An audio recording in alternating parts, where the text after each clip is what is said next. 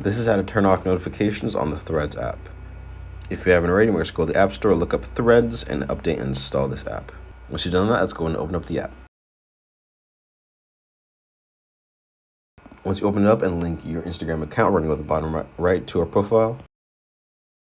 In the top right to those two lines, go to notifications. And here, if you'd like to pause all notifications altogether, we're going to enable that for 15 minutes to 8 hours. If you'd like to be more specific, we can go to Threads and Replies, Following and Followers, or From Threads. And here, if you click one of them, it gives you a bunch of information that you can go through to enable and disable. Another way to do it, if you have an iPhone, is go to your settings.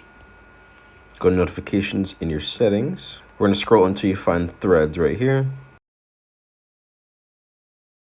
And here is more in-depth information on notifications directly in your iPhone.